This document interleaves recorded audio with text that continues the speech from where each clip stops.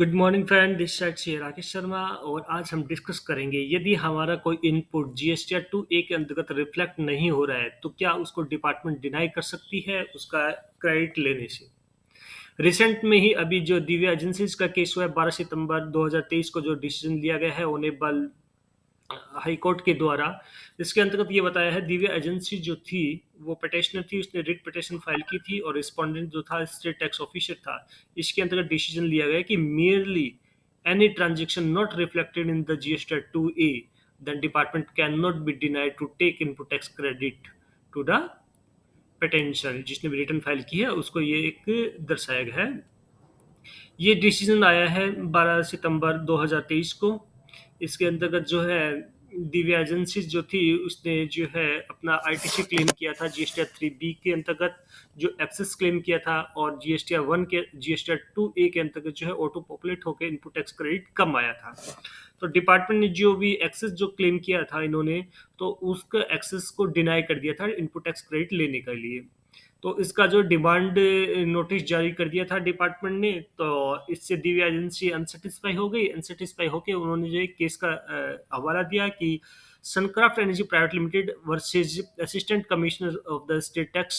इसके अंतर्गत ये बताया गया है कि डिपार्टमेंट जो है डिनाई नहीं कर सकता यदि यदि यदि जो है एसएससी या जीएसटी टैक्स पेयर जो है वो यदि फुलफिल कर रहा है condition 16(2) of the CGST act 2017 की, तो उसको डिनाई नहीं किया जा सकता। ये जजमेंट काफ़ी ही रिलीवेंट जजमेंट है। यदि आप अपना जीएसटी रिटर्न सबमिट करते हो और एक्सेस क्लेम करते हो जीएसटीआर 2A से। इस जजमेंट में हवाला दिया सनक्राफ्ट एनर्जी प्राइवेट लिमिटेड का, तो इसको मैंने एक पीपीटी में दर्शाया गया। तो हम पहले जो है डिस्कस करते हैं दिव्या एजेंसी का केस, जो कि ऑनेबल केरला हाई कोर्ट के अंतर्गत 12 सितंबर 2023 को जजमेंट आया है। इसके अंतर्गत बताया गया है कि दिव्या एजेंसी जो थी उसने आईटीसी क्लेम किया था access in the GSTR 3B में as compare to GSTR 2A के अंतर्गत जीएसटीआर एक्सेस दर्शाया गया था। आईटीसी क्लेम किया था 44,51,943 रुपए का फॉर द फाइनेंशियल ईयर 2017-18 के केस में।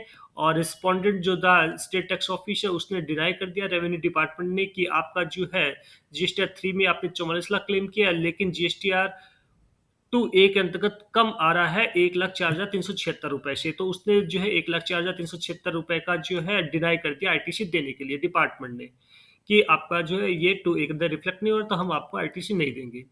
अब दिव्या एजेंसी जो थी इस ऑर्डर से डिपार्टमेंट के रेवेन्यू डिपार्टमेंट के ऑर्डर से डिसएग्री हो गई, तो उसने जो है रिट पिटीशन फाइल कर दी honourable high court Kerala high court की पे। अब जो उन्होंने दिव्या एजेंसी ने जो अपने कंटेंट रखे उसमें ये बताया कि उसने रिलाई किया जजमेंट जो आई है मैसर सनक्राफ्ट एनर्जी प्राइवेट लिमिटेड के केस में, कि आपका जो जजमेंट ये दिया है सनक्राफ्ट एनर्जी प्राइवेट लिमिटेड में 2 अगस्त 2023 को, उसमें बताया गया है कि यदि आप 16(2) ऑफ द सीजीएसटी एक्ट 2017 की कंडीशन को फुलफिल कर रहे हैं तो आपको जो है आईटीसी लेने के लिए डिनाई नहीं किया जा सकता। और दिव्या एजेंसी ने का कहना है कि उसने जो है 16(2) की चारों कंडीशन को फुलफिल किया है। तो उसने साथ में ये भी क्लैरिफाई किया कि जो central board of the indirect tax and custom CBIC है, उसने एक प्रेस रिलीज किया है 18 अक्टूबर 2018 को। उसमें क्लैरिफाई किया है कि जीएसटीआर 2A जो रिटर्न है वो एक केवल एक फैसिलिटी है, एक फैसिलिटर का काम करती है। ये नहीं है कि आपका जो है सेल्फ असेसमेंट के लिए डिनाई किया जा सकता है किसी भी इनपुट टैक्स क्रेडिट लेने के लिए। इसमें होता है GST 2A can not be impact on avail the ITC on the self assessment basic with the provision of the section 16 of the CGST act. Honourable high court ने ये observe किया कि जो पिटिशनर दिव्या एजेंसी है उसने claim किया है ITC, और उस पे डिपार्टमेंट जो डिनाई कर रहा है। क्यों? क्योंकि वो 2A में रिफ्लेक्ट नहीं हो रहा है। पेटेंशन पेड जो दिव्या एजेंसी है उसने जो है टैक्स को पे कर दिया है, जो भी था उसको सप्लायर को दे दिया है, और सप्लायर ने उसको जो है टैक्सेबल इनवॉइस भी दिया है। लेकिन सप्लायर ने जो है जीएसटी 1 में अपने इस जो है ट्रांजेक्शन को नहीं दिखा है, जिस कारण से जो है उसके जीएसटी 2A में दिव्या एजेंसी के जीएसटी 2A में जो है ये रिफ्लेक्ट नहीं हो रहा है। हाई कोर्ट ने ये कंटेंट दिया कि merely on the ground that GST 2A not reflected the input tax credit should not be sufficient ground to deny the input tax credit. Opportunity must be given to the petitioner to claim the ITC. ये दिव्यांशी के case में जो एक हवाला दिया था कि उसने सनक्राफ्ट एनर्जी प्राइवेट लिमिटेड के अंतर्गत जो बताया है कि उन्होंने जो है 16(2) की कंडीशन को फुलफिल किया है, तो हम सनक्राफ्ट एनर्जी प्राइवेट लिमिटेड का भी केस जो है डिस्कस कर लेते हैं। ये जो है इसके अंतर्गत डिलीवर हुआ है 2 अगस्त 2023 को। सेम ऐसा ही केस है जो कि दिव्या एजेंसी के साथ में हुआ था। इसके अंतर्गत भी सनक्राफ्ट एनर्जी ने जो है काफ़ी इनवॉइस जो है जारी किए थे, और उसको जीएसटी 3B में जो है एज ए सर्विस के रूप में दर्शाया गया था। और जो भी इनके सप्लाई से इनपुट आया था तो उन्होंने इनपुट क्लेम किया था, तो इसको भी मैंने एक पीपीटी में एक प्रेजेंट किया है। तो I hope so you will very well understand about the Suncraft energy private Limited case. इसके अंतर्गत सनक्राफ्ट एनर्जी प्राइवेट लिमिटेड एक पिटिशनर है, उसने जो है सेल किया है गुड्स और सर्विस को, और इस पे को चार्ज किया है जीएसटी, और इसे को अपने जीएसटी 3B में दर्शाया है। साथ ही जो है इसने क्लेम किया है आईटीसी इनपुट टैक्स क्रेडिट, जो भी उसने सप्लायर से गुड्स और सर्विसेज परचेज की है या रेंडर की है। लेकिन डिपार्टमेंट का ये कहना है कि आपका जीएसटीआर 3B में जो आपने इनपुट टैक्स क्रेडिट लिया है और जो जीएसटीआर 2A में आया है उसमें डिफरेंस है। यानी आप ज़्यादा एक्सेस क्लेम कर रहे हो जीएसटीआर 3B में, जबकि जीएसटीआर 2A के अंतर्गत जो है कम आ रहा है ITC for the financial year 2017-18 के केस में। और जो ये ट्रांजेक्शन आपके जीएसटीआर 2A में नहीं रिफ्लेक्ट हो रहे हैं, तो हम जो है आपका जो डिसलाउ कर रहे हैं। 6 दिसंबर 2022 को है रेवेन्यू डिपार्टमेंट ने एक इशू कर दिया अपना notice Suncraft energy private Limited पे कि मिसमैच कर रहा है आपका ITC as GST 3B and GST 2A के अंतर्गत, और एक डिमांड नोटिस जारी कर दिया कि आप अपना रिवर्सल करो जो भी आपने एक्सेस इनपुट टैक्स क्रेडिट लिया है, जो भी आपने क्लेम किया है सनक्राफ्ट एनर्जी प्राइवेट लिमिटेड के केस में। मैसेज सनक्राफ्ट एनर्जी प्राइवेट लिमिटेड थी, उसने रिप्लाई किया 6 जनवरी 2023 को, उसके साथ ही 11 जनवरी 2023 को काफ़ी वार्तालाप हुई, काफ़ी जो है क्वेश्चन पुट किए गए सनक्राफ्ट एनर्जी प्राइवेट लिमिटेड के ऊपर, उन्होंने रिप्लाइयाँ दी गई। पिटिशनर ने ये कहा कि उसने जो है टैक्स को पे कर दिया है, और उसी बेस के ऊपर उसने आईटीसी जो है अवील किया है। साथ ही उसने ये भी बताया कि अपनी जो भी ये कंडीशन है जो 16(2) ऑफ द सीजीएसटी एक्ट 2017 के अंतर्गत दर्शाई गई, उसने उसको फुलफिल किया है। 20 फरवरी 2023 को डिपार्टमेंट ने अपना ऑर्डर पास कर दिया, उसने डिनाई कर दिया आपके 6,50,511 रुपए की आपने जो ये एक्सेस से इनपुट लिया है उसको हम डिनाई कर रहे हैं, आप इसको रिवर्सल करो, आप ये जमा करवाइए विद इंटरेस्ट एंड पेनल्टी के साथ, जो कि सीजीएसटी एक्ट 17(2) 17(10) के अंतर्गत दर्शाई गई है। अब सनक्राफ्ट एनर्जी प्राइवेट लिमिटेड इस ऑर्डर से डिसएग्री हो गए, एंड उसने जो है ऑनेबल कलकत्ता हाई कोर्ट का जो है सरनली उन्होंने जो है रिट पिटिशन फाइल की। इसमें ये इशू था कि whether ITC can be deny without proper investigation of the supply. High court का ने ये ऑब्जर्व किया कि जो Suncraft energy private Limited versus assistant commissioner है, इसके अंतर्गत यह है कि issue of the demand notice, जो कि डिपार्टमेंट रेवेन्यू डिपार्टमेंट के द्वारा डिमांड नोटिस जारी किया गया है on the recipient of the services mismatch GST 2A and 3B, कि जीएसटी 2A 3B के अंतर्गत मिसमैच हो रहा है, और उस पर डिमांड जो जारी की गई है, और ITC can not B deny without any proper investigation on the supplier those invoice not reflecting in GST or 2A।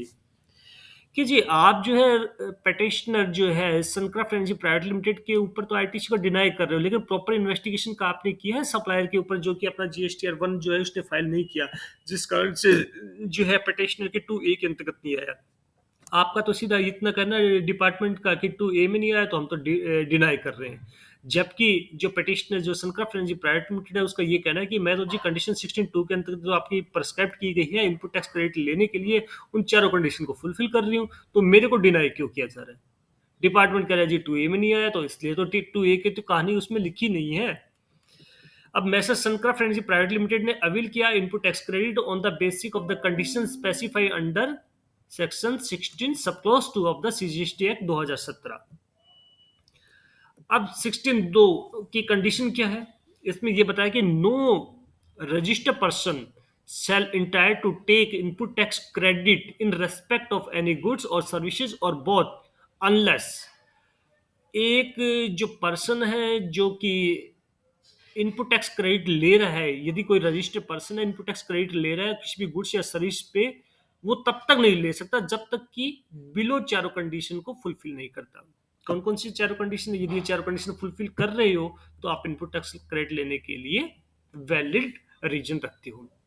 First condition है ही पजेस द टैक्स इनवॉइस और डेबिट नोट। यदि आपके पास में टैक्स इनवॉइस है तो आप एलिजिबल हो input tax credit लेने के लिए। यदि आपको गुड्स या सर्विसेज जो भी है वो आपको मिल चुका हो, रिसीव हो चुका हो, तो आप इनपुट टैक्स क्रेडिट ले सकते हो। इसके ऊपर जो भी आपके ऊपर जो भी टैक्स था वो आपने टैक्स का जो पे कर दिया हो, तो आप इनपुट टैक्स क्रेडिट ले सकते हैं। इसके साथ ही आप जो है अपने रिटर्न जो है as per prescribed under section 39 के अंतर्गत जो भी रिटर्न है वो आपने फाइल कर दियो। यानी आप टैक्स इनवॉइस रखते हो, आपको जो है गुड्स या सर्विस रिसीव हो चुकी हो, आपने टैक्स का पे कर दिया और रिटर्न फाइल कर दियो 16(2) के अंतर्गत, तो आप जो है इनपुट टैक्स क्रेडिट लेने के लिए एलिजिबल हो, आपको डिनाई नहीं कर सकते। In this case messrs Suncraft Friends Private Limited के केस में क्या होता है, उसने फुलफिल की थी इन चारों कंडीशन को। दे पेड द टैक्स, पे टैक्स कर दिया था, उनके पास में जो है इनवॉइस भी वैलिड इनवॉइस था और गुड्स और सर्विस उनको रिसीव हो चुकी थी। अब supplier in support of the condition, in supporting 16(2) के साथ साथ तो उसने एक केस का हवाला भी दिया था, होनेबल सुप्रीम कोर्ट का जो केस हुआ था Union of India versus Bharti Airtel का। उसके अंतर्गत ये बताया गया था कि 2A जो जीएसटी 2A है वो एक फैसिलिटी का काम करती है, वो सेल्फ असेसमेंट के केस में। GST 2A is return for एक प्रकार की सुविधा दी गई है जो भी ये tax payer, registered tax payer के लिए, कि वो एक कंपेरिजन करके देख लीजिए आप जो जीएसटीआर क्लेम कर रहे हो और 2A के अंतर्गत आ रहा है उसमें कोई डिफरेंस है या कुछ है, तो एक एनालिस कर लो, एक फैसिलिटी है ये नहीं है कि आप सेल्फ असेसमेंट को भी चीज का करने से डिनाई कर रहा है। जीएसटी 2A डिनाई नहीं कर रही, एक फैसिलिटी दे रहा है कि ये आपके ऑटो पॉपुलेट में आ रहा है, देख लीजिए। ऑनेबल कलकत्ता हाई कोर्ट के अंतर्गत ये कंक्लूड किया गया है, इसने प्रोवाइड किया कि इंपॉर्टेंट है ड्यू डिलीजेंस को फॉलो करना बाय द रेवेन्यू डिपार्टमेंट। अब हाई कोर्ट का कहना है, कलकत्ता हाई कोर्ट का, कि important to provide the due diligence on the tax authority when deny the input tax credit to the tax payer. यदि आप इनपुट टैक्स क्रेडिट लेने के लिए टैक्स पेयर को डिनाई कर रहे हो तो रेवेन्यू डिपार्टमेंट के ऊपर ड्यू डिलीजेंस को फॉलो करना मैंडेटरी है। आप ऐसे नहीं कह सकते कि 2A में नहीं आ रहा, उसने 3B में ज्यादा क्लेम किया है तो डिनाई कर दो, जब तक कि आपने ड्यू डिलीजेंस नहीं किया है। It is clarified that RTC cannot be denied without making proper investigation onto the supplier action. RTC cannot be denied based on the GSTR 2A and GSTR 3B discrepancy. Calcutta high court का जो case था हमने भी discuss कर लिया, तो ये एक अच्छा जजमेंट है कि आपको विदाउट प्रॉपर इन्वेस्टिगेशन आप जो है डिनाई नहीं कर सकते। Thanks for watching.